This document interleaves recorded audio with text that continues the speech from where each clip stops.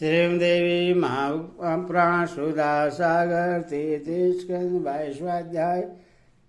अब सुनो आज आपको श्रीमदेवी भागवत में देवहूति के साथ कर्दम प्रजापति का विवाह की कथा कहूँगा। सज्जनों, आपसे अनुरोध है कि आप इस चैनल को लाइक एंड सब्सक्राइब जरूर करें।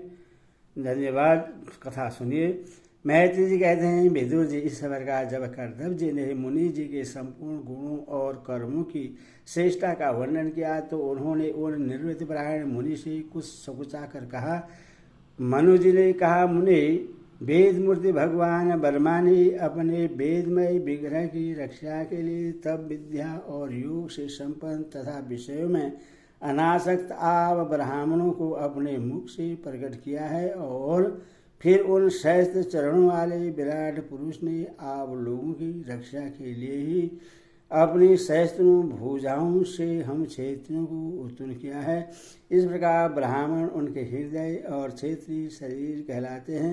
अथवा एक ही शरीर से संबंध होने के कारण अपनी अपनी और एक दूसरे की रक्षा करने वाले उन ब्राह्मण और क्षेत्रियों की वास्तव में श्री हरि ही रक्षा करते हैं, जो समस्त कार्य कारण रूप होकर भी वास्तव में निर्विकार है। आपके दर्शन मात्र से ही मेरे सारे संदेह दूर हो गए, क्योंकि आपने मेरी प्रशंसा की।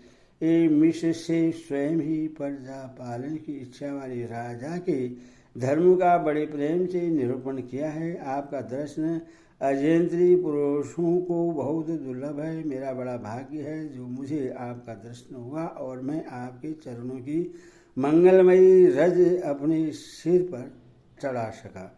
मेरे भाग्योदय से ही आपने मुझे राजधर्म की शिक्षा देकर मुझ पर महान अनुग्रह किया है और मैंने भी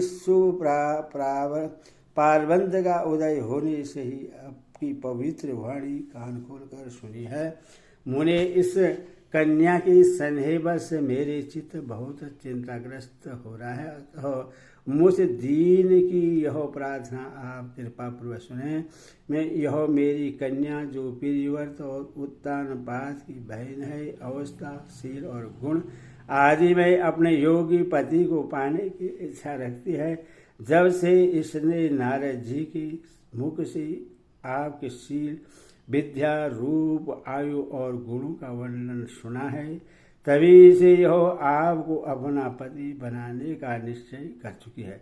जितेश्वर, मैं बड़ी श्रद्धा से आपको यह कन्या समर्पित करता हूँ।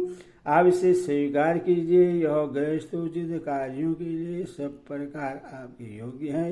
जो भोग स्वस्थ प्राप्त हो जाए उसकी अवहेलना करना विरक्त पुरुषों को भी उचित नहीं है। फिर विषयासक्ति की तो बात ही क्या है। जो पुरुष स्वयं प्राप्त हुई भोग का निरादर कर फिर किसी कृपण के आगे हाथ पसारता है, उसका बहुत फैला हुआ यश भी नष्ट हो जाता है और दूसरों के तिरस्कार से मान भंग भी होता है। विद्वान, मैंने सुना है आप विवाह करने के लिए उद्धत हैं। आपका ब्रह्मचर्य एक सीमा तक है। आप नैष्ठिक ब्रह्मचारिणी तो है नहीं, इसीलिए अब आप इस कन्या को स्वीकार कीजिए। मैं इससे आपको अर्पित करता हूँ। श्री कर्दम मुनि ने कहा, ठीक है, मैं विवाह करना चाहता हूँ और आपकी कन्या का अभी किसी के साथ वाग्दान नहीं हुआ है, इसीलिए हम दोनों का सर्वश्रेष्ठ ब्रह्म विधि से विवाह होना उचित ही होगा। राजन, वेदोक्त विवाह विधि में प्रसिद्ध जो और गर्भयाणी ते इत्यादि मंत्रों में बतलाया हुआ काम संतानोपादन रूप मनोरथ है, वह आपकी इस कन्या के साथ हमारा संबंध होने से सफल होगा। भला जो अपनी अंग कांति से आभूषणादि की शोभा को भी तिरस्कृत कर रही है, आपकी उस कन्या का कौन आदर न करेगा। एक बार यह अपने महल की छत पर गेंद खेल रही थी।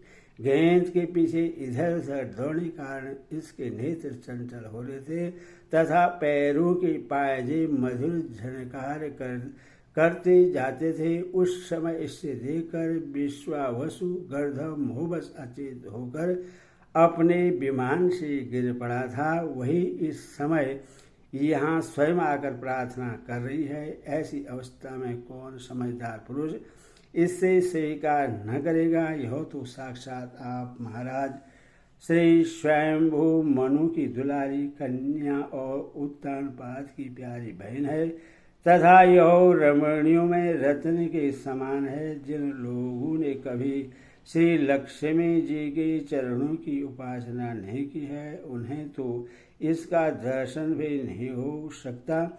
अतः मैं आपकी इस साध्वी कन्या को अवश्य स्वीकार करूंगा, किंतु एक शर्त के साथ। जब तक इसके संतान न हो जाएगी तब तक मैं गृहस्थ धर्मानुसार इसके साथ रहूंगा।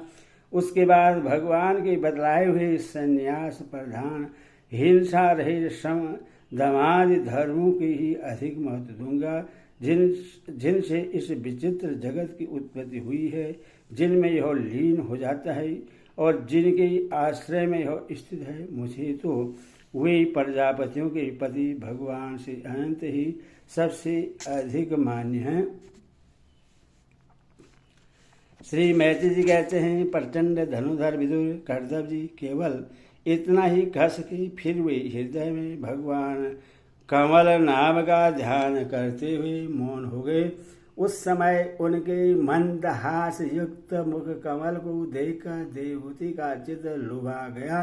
मनुज ने देखा कि इस संबंध में महारानी शत्रुपा और राजकुमारी की सर्वश्रेष्ठ अनुमति है। अतः उन्होंने अनेक गुणों से संपन्न कर्दव जी को उन्हीं के समान गुणवती कन्या का प्रसन्नतापूर्वक दान कर दिया।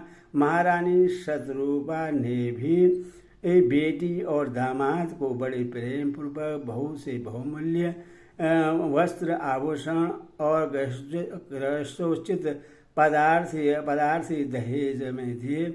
इस प्रकार संयुक्त वर को अपनी कन्या देकर महाराज मनु निश्चित हो गए।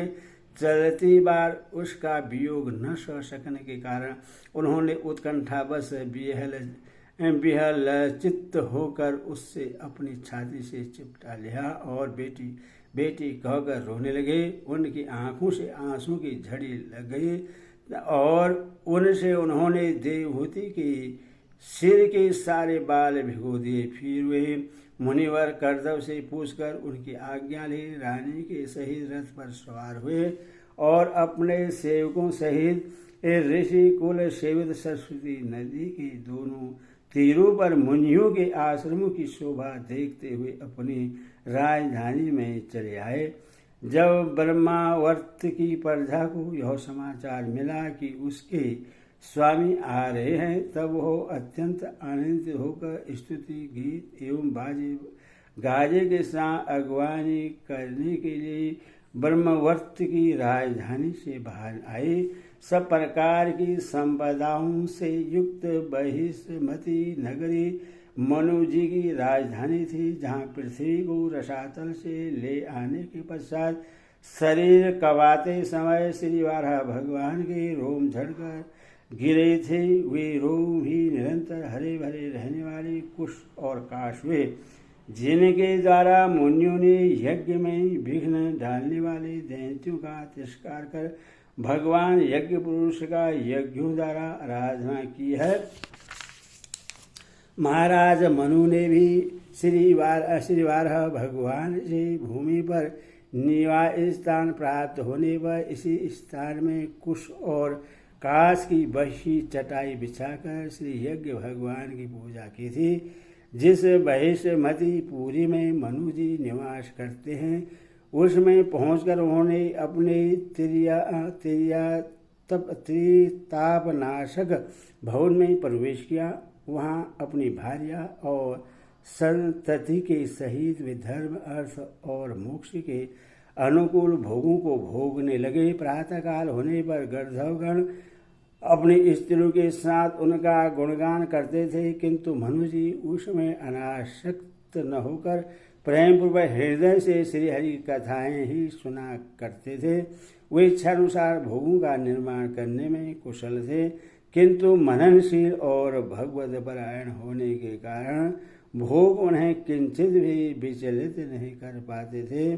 भगवान विष्णु की कथाओं का स्वर्ण ध्यान रचना और निरूपण करते समय कारण उनके मनमंत्रण को व्यथित करने वाले क्षण कभी व्यर्थ नहीं जाते थे। इस प्रकार अपनी जागृत आदि तीनों अवस्थाओं अथवा तीनों गुणों को अभिभूत करके उन्होंने भगवान वासुदेव के कथा प्रसंग में अपने मनमंत्रण के 71 चतुर्युग पूरे कर दिए। व्यासनंदन विदुर जी, जो पुरुष श्री हरि के आश्रित रहता है उससे शारीरिक, मानसिक, दैविक, मानसिक अथवा भौतिक दुख किस प्रकार कष्ट पहुंचा सकते हैं। मनु जी निरंतर समस्त प्राणियों के हित में लगे रहते हैं।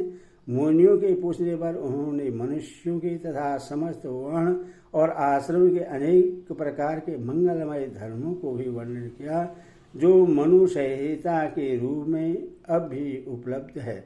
जगत के सर्वधर्म सम्राट महाराज मनु वास्तव में कीर्तन के योग्य थे। यह मैंने उनकी अद्भुत चरित्र का वर्णन किया।